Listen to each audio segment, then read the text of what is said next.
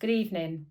Having entered another 3 weeks of lockdown, I'm not sure about you, but I've started to forget what life looked like prior to this, and this has now become our new norm. The interesting thing will be as we come out of lockdown and as the industry slowly starts to rebound, because it will, whatever that timescale looks like, and that's going to be a long time after lockdown anyhow. What does my business shape need to look like, and how am I going to make sure that I am fit for purpose for the months ahead? So now is really the time to start thinking about different scenarios. What will my forecast look like for next year, or even for the remainder of this year?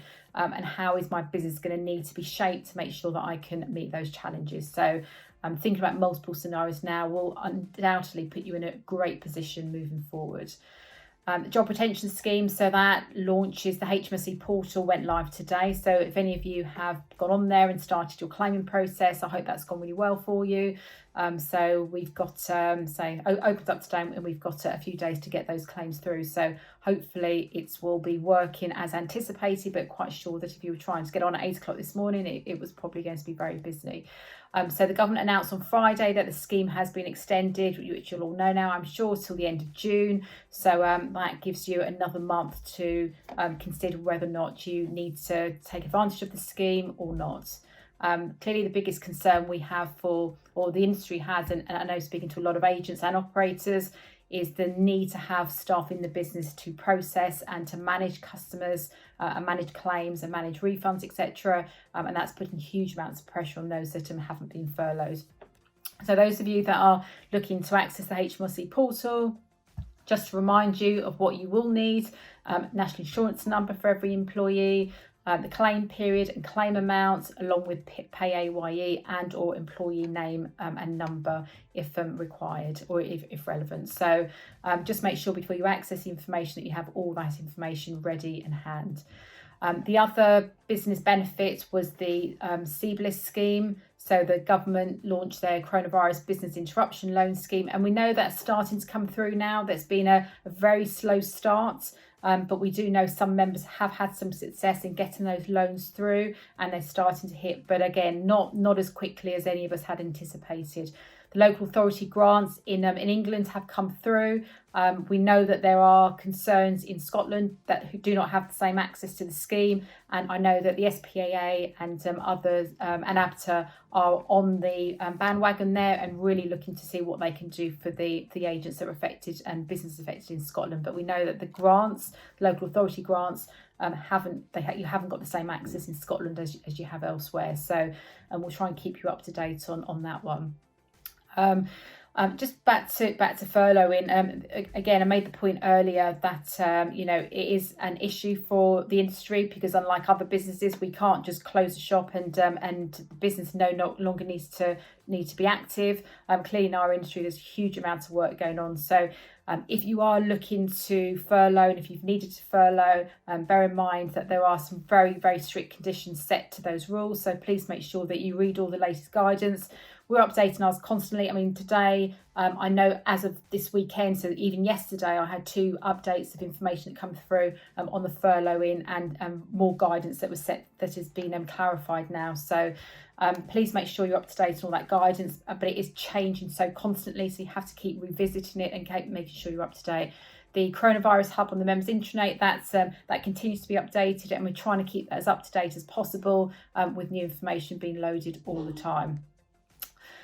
So whilst on challenges, obviously the lack of clarity on the PTRs, that still continues. As of recording this right now, still no further clarity. We did see the headlines in the Telegraph at the weekend regarding the CAA and potentially government position and backing on that, but we are waiting to hear that. So as it stands right now, ABTA have issued very clear guidance that you can follow, that provides your customers with the credit note refunds, which are guaranteed and protected up to the point at which the operator's bonds are financially protected.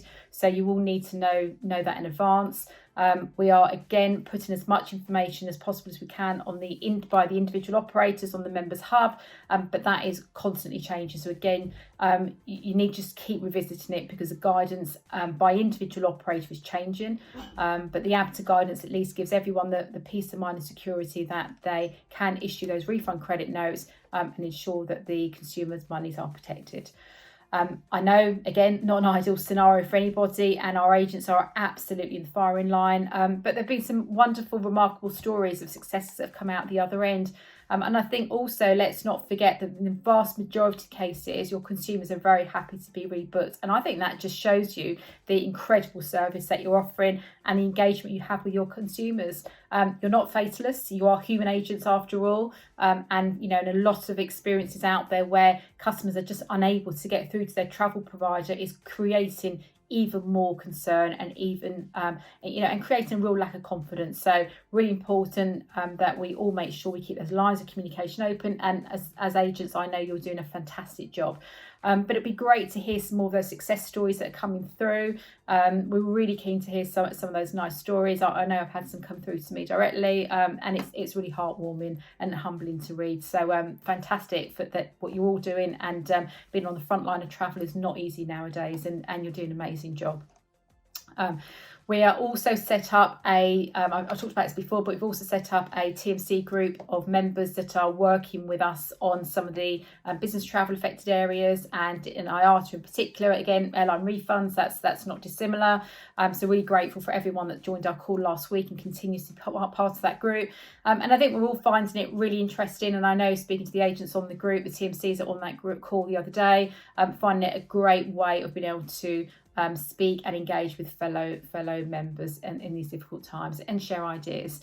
The other point I wanted to just reference again, we are launching, we did launch, our Reboot Bucket List, our Bucket List Reboot campaign last week. And this is really just to try and give you something else to help engage right now with your customers, but all those consumers that are thinking about their bucket list and are rewriting their bucket list from this experience. So it is open to non-members as well. We're hoping that the consumer poll that's connected with that will go out to the wider industry to give us a great sample and a great reference point in terms of consumer sentiment.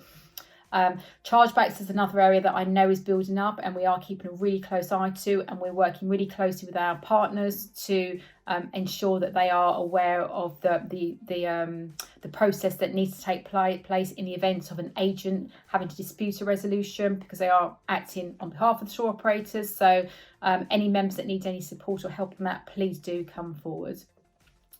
So ending on a positive, I wanted to formally welcome, and we sent the note out in the week, Paul Hardwick from Fred Olsen Travel. He joins our board in September. We've had to move around dates for the AGM due to circumstances, so that's now been held in September as opposed to it was due to be held this month.